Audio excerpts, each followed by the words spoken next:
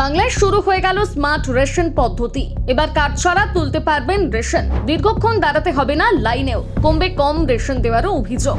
কিন্তু সবাই কি পাবেন এই সুবিধা? জানুন। প্রথমেই জানাবো স্মার্ট রেশন ব্যবস্থা আসলে কি। নতুন ব্যবস্থায় রেশন দোকানগুলোতে আধুনিক প্রযুক্তি ব্যবহার করা হবে। প্রতিটি রেশন ডিলারের কাছে থাকবে আপডেটেড ইপিওএস মেশিন।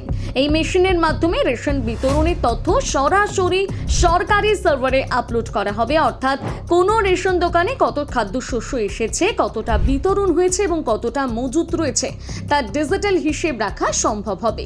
ফলে রেশন দোকানের স্টক নিয়ে কোনো প্রশ্ন উঠলে তথ্য যাচাই করা আরো সহজ হবে।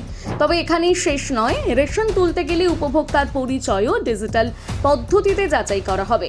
আধার নম্বর কিংবা বায়োমেট্রিক ভেরিফিকেশনের মাধ্যমে নিশ্চিত করা হবে রেশন তুলতে আসা ব্যক্তি আসল উপভোক্তা কিনা। ভেরিফিকেশন সম্পূর্ণ হওয়ার পরে নির্ধারিত পরিমাণ রেশন দেওয়া হবে। এবার প্রশ্ন, সাধারণ মানুষের লাভটা কোথায়? প্রথম সুবিধা, রেশন পাওয়ার প্রক্রিয়া দ্রুত হতে পারে। এতদিন রেশন দোকানে গিয়ে নানা ধরনের যাচাই বা নথিপত্রের কারণে সময় লাগতো। নতুন ডিজিটাল ব্যবস্থায় পরিচয় যাচাই দ্রুত করা সম্ভব হবে, ফলে রেশন তোলার সময়ও কমতে পারে।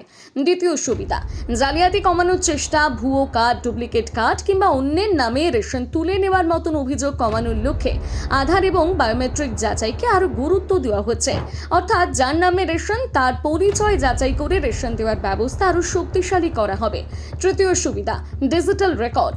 আপনি কখন রেশন তুলবেন, কতটা রেশন পেলেন, এই লেনদেনের তথ্য ডিজিটাল ভাবে সংরক্ষিত থাকবে।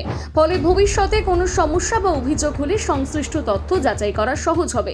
চতুর্থ সুবিধা, রেশন ব্যবস্থায় স্বচ্ছতা।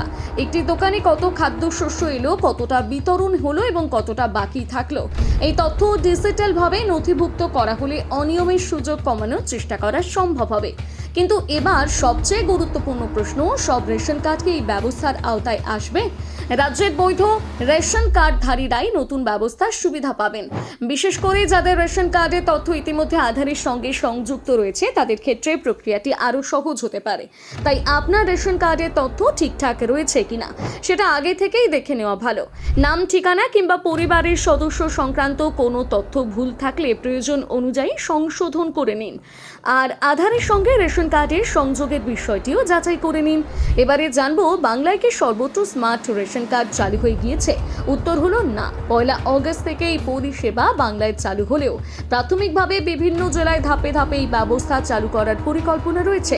পর্যায়ক্রমে প্রযুক্তিগত পরিকাঠামো তৈরি করে এই ব্যবস্থা আরো বেশি জায়গায় চালু করা হবে। সবকিছু ঠিকঠাকভাবে কাজ করলে পরবর্তীতে রাজ্যের সমস্ত রেশন দোকানকেই এই ব্যবস্থার আওতায় আনার লক্ষ্য রয়েছে।